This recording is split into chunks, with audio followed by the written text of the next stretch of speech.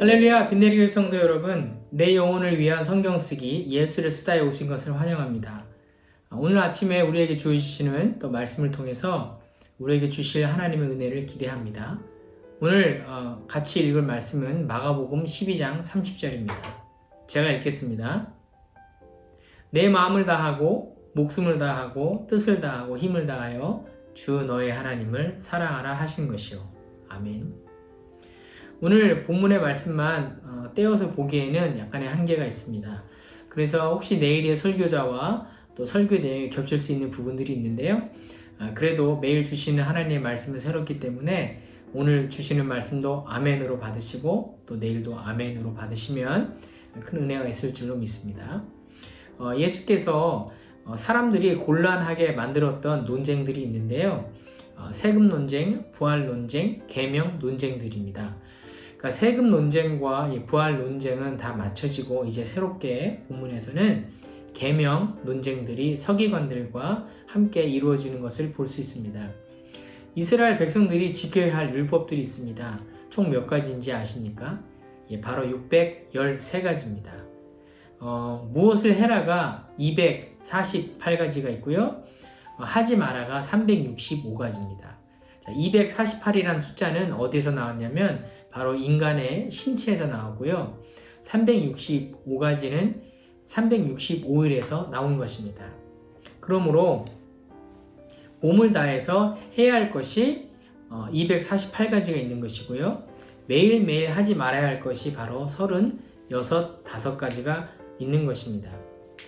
몸으로도 하고 또 매일의 삶에서 하지 말아야 하고가 삶 전체에 있는 것이죠.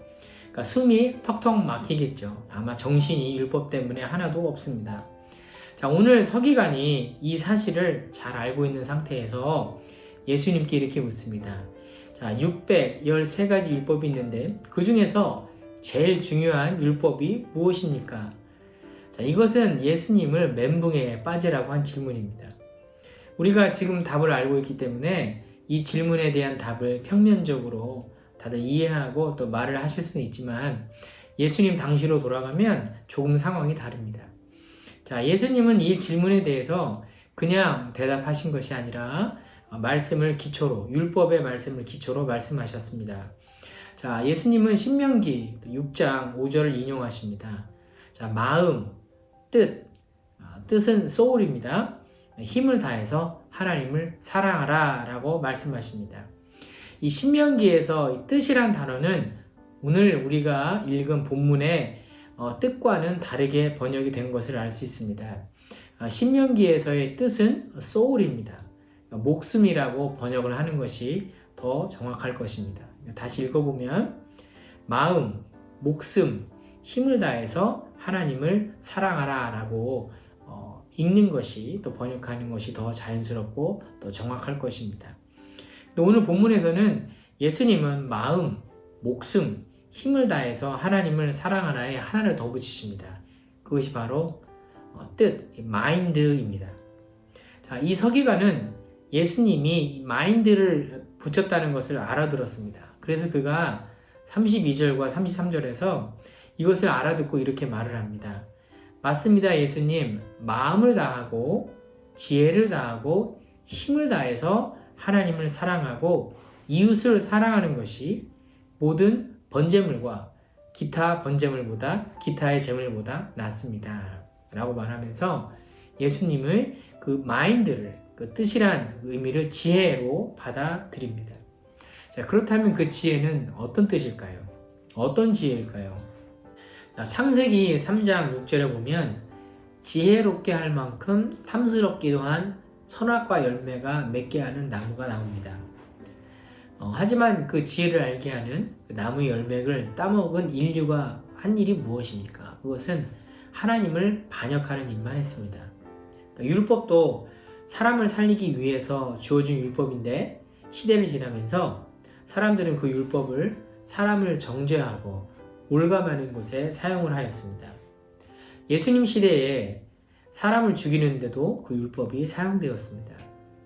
그러므로 인류는 다시 참 지혜의 나무의 열매를 먹어야 하는 것입니다.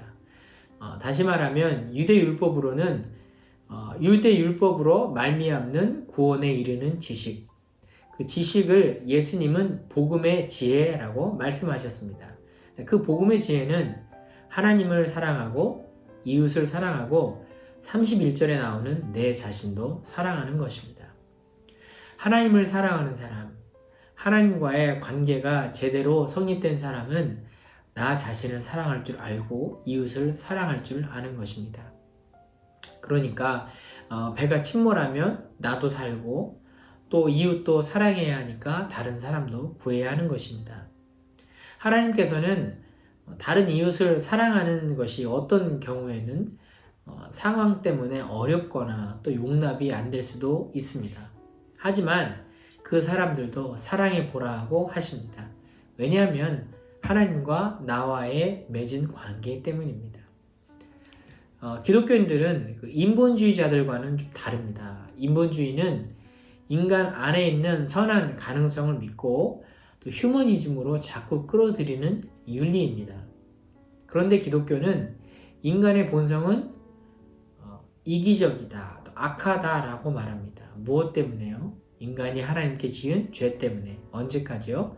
죽을 때까지요. 그런데 어떻게 해야 이 사람들이 과거에 육체로 살던 삶에서 분리가 되냐 하면 하나님과의 개인적인 관계가 제대로 정립이 될 때 사회 안에서 이 사람의 삶이 바뀌게 되는 것입니다. 오늘 성도 여러분의 삶은 어떠하십니까? 오늘 하나님과의 관계를 점검해 보시기 바랍니다. 중고차 허위 매물 때문에 정신적 또 물질적 또 손해를 보신 분이 인터뷰에서 그 딜러에게 왜 속았냐고 물어보니까 그 딜러가 자기가 기독교인이라고 하면서 간증을 했다는 것입니다. 그래서 그 말에 신뢰가 돼서 또 그 딜러가 신뢰가 돼서 계약을 하게 되었다는 것입니다. 그러니까 그 딜러는 간증을 하면서 그 피해자에게 사기친 것입니다. 과연 이 사람이 하나님과의 관계가 제대로 맺고 있는 사람일까요? 누가복음에 나오는 선한 사마리아인의 이야기를 우리는 잘 알고 있습니다. 제사장이 나오죠. 그는 강도를 당해서 죽게 된 사람을 보고 피해서 지나갑니다. 그러나 그의 손에는 율법책이 있었을 것입니다. 그 사람은 하나님을 사랑한 사람일까요? 제 아내와 결혼한 지 21년이 되었습니다. 21년이라는 기간 동안 수많은 일들이 있었고 그렇다 보니까 지금은 제 아내의 얼굴만 봐도 이 사람의 영적인 상태가 어떤지 알 수 있게 되었습니다. 제 아내도 저를 보면 알 수 있겠죠. 그래서 가끔 제 아내가 놀래서 어떻게 알았냐고 이렇게 이야기할 때가 있습니다. 그런 유행어가 있죠. 척 보면 압니다. 처음엔 제 아내에게 하나님께 엎드려야 한다고 충고를 했는데 어느 순간에는 그것을 부담스러워 한다는 것을 알게 되었습니다. 그래서 상태가 안 좋아 보일 때는 제가 아무 말도 하지 않고 대신 다른 방에서 제 아내를 위해서 중보를 하게 되었습니다. 그러나 신기하게도 하나님께서는 제 아내가 하나님께 엎드리고 또 말씀 앞에 앉고 하나님과의 관계 회복을 위해서 또 애쓰게 하시는 것입니다. 제가 엎드리니까 제 아내도 하나님 앞에 엎드리게 되더라는 것이죠. 그러면 제 아내의 얼굴이 다시 살아납니다. 그의 삶이 하나님과의 회복된 관계로 인해서 힘을 얻게 됩니다. 그리고 가끔은 저에게 맛있는 반찬도 해줍니다. 성도 여러분, 우리는 하나님을 사랑해야 살 수 있는 사람들입니다. 왜냐하면 우리는 하나님의 자녀이기 때문입니다. 탕자의 비유를 말씀하시면서 예수님은 이렇게 말씀하십니다. 죄인 하나가 회개하고 돌아오면 하늘에서는 말도 할 수 없는 기쁨의 잔치가 벌어진다. 아멘. 성도 여러분, 하나님을 사랑하십시오. 그분께 늘 돌아서십시오. 오늘도 하나님을 마음을 다해, 목숨을 다해, 힘을 다해, 또 마인드를 다해 사랑하시는 저와 빛내리교회 성도님들 되시기를 예수님의 이름으로 축원을 드립니다.